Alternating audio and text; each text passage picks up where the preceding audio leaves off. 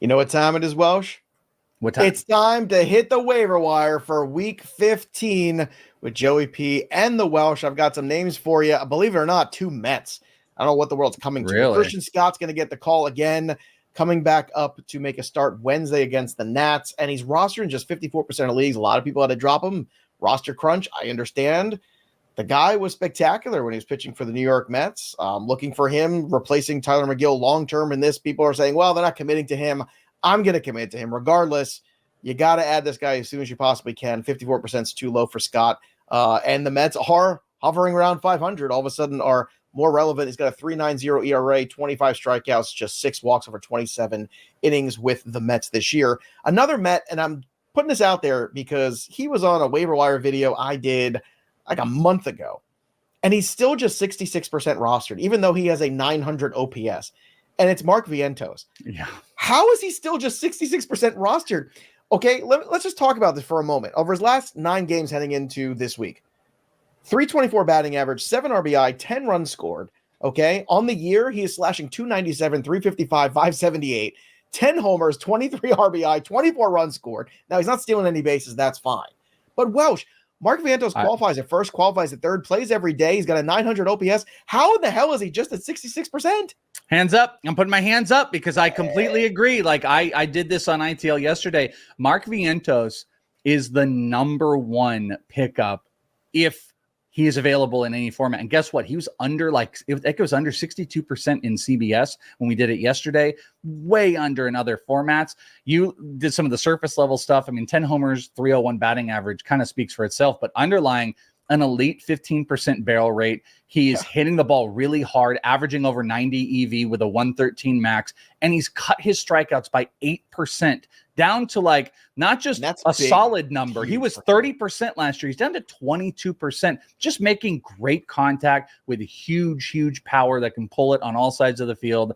I am a big Mark Vientos pickup guy. And I think you were like ahead of all of that. Good on you if anybody listened. If you go back and watch the shows on Leading Off, when Beatty was struggling, I was telling people, go pick up Vientos. He's red hot at AAA. He was hot in spring training. There's no reason not to add this guy. And Beatty, of course, got sent down. Now, I know Beatty's all of a sudden hit for some power. I really don't care.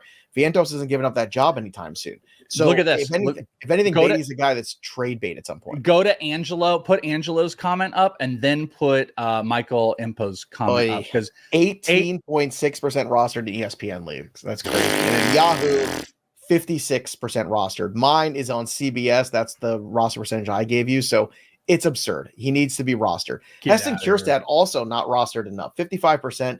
You got to hold this guy on your roster. Available in 50% of leagues.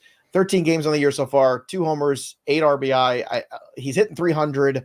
He's a 400 OBP at the big league level so far over those 13 games.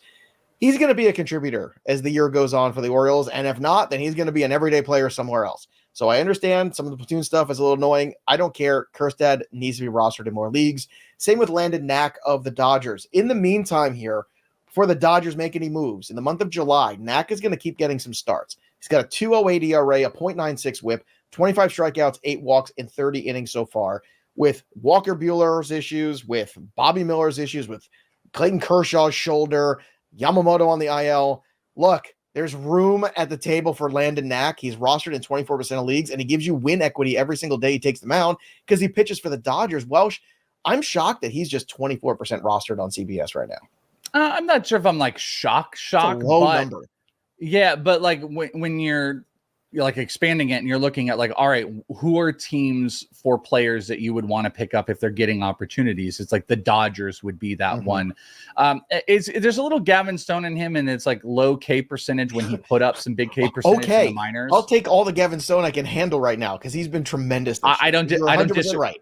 I don't disagree with that at all, but I'm just saying like there's some underlying stuff that like you don't get away with. Like a Dylan Cease is a prime example of a guy where when Dylan Cease has a bad outing, he might still have 9 strikeouts and 4 or 5 earned runs. That's not really happening with some of these Dodger pitchers, but there's just a lot of run support. They're pitching well. He does have a 1.5 expected ERA higher than his current, but it doesn't change the fact of like I would be maybe more than just starting. He's a temporary tattoo. That's what he is. He's not the long-term solution. And Welsh, I don't think he's going to get overexposed. And that's what you're saying, I think, to everybody, if I'm correct, which is, look, this guy's not great, but he's pitching for the Dodgers. He's going to make a couple starts. He's got win equity.